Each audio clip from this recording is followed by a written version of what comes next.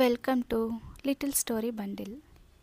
ఈరోజు గణనాథుణ్ణి ఏకదంతుడు అని ఎందుకు పిలుస్తారో తెలుసుకుందాం. పూర్వకాలంలో వేదవ్యాస మహర్షి ఒక గొప్ప సంకల్పం చేశారు.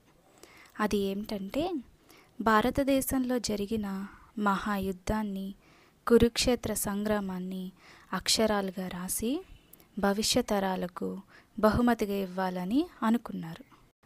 అందుకోసం ఆయనకు ఒక తక్షణ రచయిత కావాల్సి వచ్చింది. అంటే తాను చెబుతుంటే వెంటనే రచించగలిగే గొప్ప ధీరుడు కావాలి. బ్రహ్మదేవుని సలహా ప్రకారం శ్రీ గణేశుడిని రచయితగా కోరారు. అప్పుడు విఘ్నేశ్వరుడు ఇలా అన్నాడు, నేను రాస్తాను, కానీ మీరు ఆపకుండా నిరంతరం చెబుతూ ఉండాలి అని అన్నాడు. వేదవ్యాస మహర్షి ఇలా అన్నారు, నీకు అర్థం కాకపోతే వ్రాయకూడదు, నీకు పూర్తిగా అర్థమైతేనే వ్రాయాలి అని అన్నారు. ఇలా వారు రచనను మొదలుపెట్టారు. ఆ గ్రంథం చాలా పెద్ద గ్రంథం కాబట్టి వేదవ్యాస మహర్షి మానసికంగా చాలా జాగ్రత్తగా చెబుతూ కొన్ని సందర్భాల్లో ఆలోచనగా చెబుతూ ఉండేవారు. గణేశుడు మాత్రం తన వేగాన్ని నిలుపుకోవాలన్న తపనతో పఠనం ఆపకుండా రచన చేస్తూ వచ్చారు. ఒక దశలో గణేశుని కలం విరిగిపోయింది. ఆ సమయంలో ఆయన రచనని ఆపకూడదని అనుకున్నారు. ఎందుకంటే ఒకసారి ఆపితే మాట తప్పిన వారు అవుతారని. ఆ రచన నిలిపివేయకుండా ఉండేందుకు గణేశుడు తన వద్ద ఉన్న ఒక దంతాన్ని విరిచారు. ఆ దంతంతోనే రచనని కొనసాగించారు. అది చూసిన దేవతలు, ఋషులు ఆశ్చర్యపోయారు. అప్పటి నుంచి ఆయన్ని ఏకదంతుడు అని పిలుస్తారు.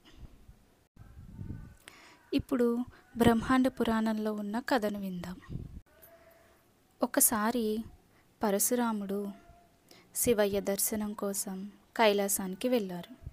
అప్పుడు గణేశుడు ద్వారపాలకుడిగా అక్కడ ఉండేవాడు. శివుడు విశ్రాంతిలో ఉన్నారని ఎవరిని లోపలికి అనుమతించవద్దని ఆజ్ఞ ఇచ్చారు.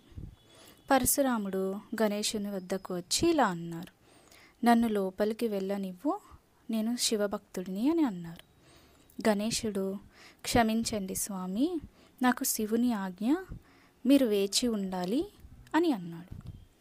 ఆ మాటలు పరశురాముడికి నచ్చలేదు. కోపంతో తన వద్ద ఉన్న అస్త్రాన్ని గణేశునిపై ప్రయోగించారు. గణేశుడు ఆ అస్త్రాన్ని గౌరవిస్తూ ఎదుర్కొనకుండా నిలబడిపోయారు. ఎందుకంటే శివుడు ఇచ్చిన ఆయుధం అది. దాంతో ఆయుధం గణేశుని దంతాన్ని విరిచేసింది. అప్పటి నుంచి ఏకదంతుడు అనే పేరు గణేశునికి స్థిరపడింది. మీకు ఈ వీడియో నచ్చితే లైక్ చేయండి, షేర్ చేయండి. మీకు ఈ వీడియో ఎలా అనిపించిందో కమెంట్లో నాకు తెలియజేయండి.